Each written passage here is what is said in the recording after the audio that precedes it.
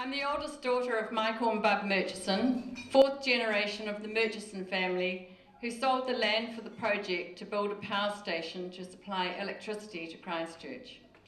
The Mount Olympus Ski Club have a slogan, Playground of the Gods, and I think this applies to the Lake Coleridge area.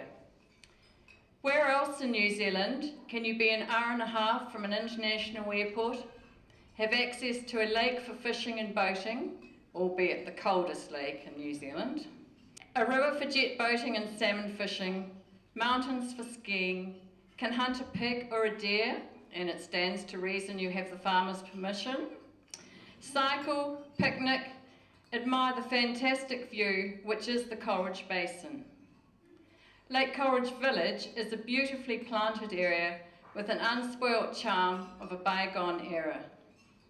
It hasn't always been so accessible. Trips to town, Christchurch, in the early days of the Murchison family living at Akron Bank, were made by horse, either riding or dray, or walking, and took 3 days with stops at Snowdon or the Point, Parlaby's accommodation house on the banks of the Selwyn, and at Camler at Dunsandel.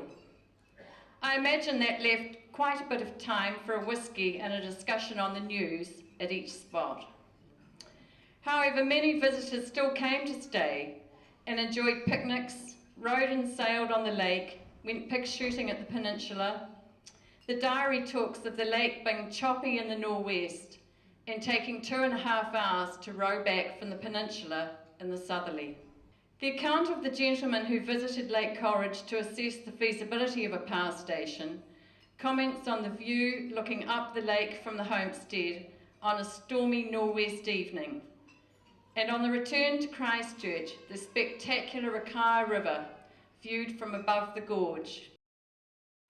With the construction of the power station, the village established, the Murchison family made a paddock available next to the village for rugby and cricket, and by the early 1920s there was enough interest for a 9-hole golf course. The diary tells of 2 groups arriving at the 9th fairway to find a scrum being set down. Apparently they had to wait till the game moved to the other side of the field before they completed the hole. The commencement of World War II saw rugby and cricket abandoned, and the golfers had the area to themselves. Until the 1960s, it's fair to assume that many people who lived at Lake Coleridge and in the area made their own entertainment. Picnics were a favourite pastime, and generations of the Murchison family have spent hours alongside whichever lake offered the most shelter from the prevailing wind. The cold winter made ice skating a common pastime. Every small pond froze over, a fun after-school recreation. The development of Lake Ida enabled the public to skate, Midland buses from Christchurch transporting those who didn't want to drive on the shingle roads. Golf at Lake Coleridge was a challenge. Fences round the greens, sheep droppings, tussocks, made for an interesting game. However, all were welcome to play, and in 1968 it boasted 45 members, an amazing feat for a club run entirely by volunteers. Equally commendable was the number of good golfers the club produced.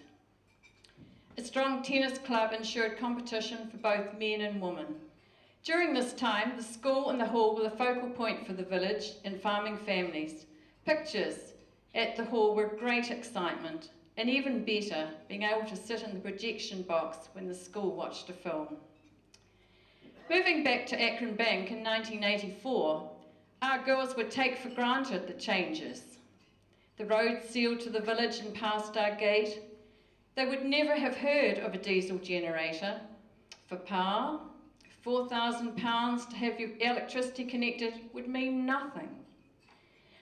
Mail delivered by the Midland bus twice a week would be replaced by 6-day rural delivery. Television had replaced monthly films. Automatic telephone exchange replaced the party line. Betty McCready, a farmer's wife in the Winwhistle Lake Coleridge GP, had well retired, and medical centres at Darfield and Methven were easily accessible. Automation of the power station saw families move to other projects. the village was now part of the Selwyn district. We thought nothing of a quick trip to Christchurch, had Saturday sport in Darfield or Horata, and combined with Winwhistle Glenroy School for trips and activities. Kate and Caroline did, however, like Debbie, Jane and I, have the playground of the gods as their backyard. Some wonderful times skiing at Mount Olympus, picnics and barbecues at the lake and river, opportunities to fish, ride ponies, ice skate, and most importantly, grow up with their magnificent view of the northwest clouds sneaking over the main divide. Not everyone who visits Lake Coleridge can handle that one factor, which has a significant effect on all who lived, work and play in the area. I've taken the liberty of selecting a couple of verses from a poem written in 1852 by M.P. Stoddard. Among the dreary mountains, far up above the gorge, there lives a potent demon, ever working in his forge. He works at winds, is he, a flatulent old buffer. He sends his manufactures down, that man and beast may suffer. That little cloud now sailing down is foreman at the bellows. At Mount Hutt's base he'll take his place to overlook his fellows. There's gust and puff and shriek and howl, and demons without number, and they're coming now with dusty brow to waken summer's slumber.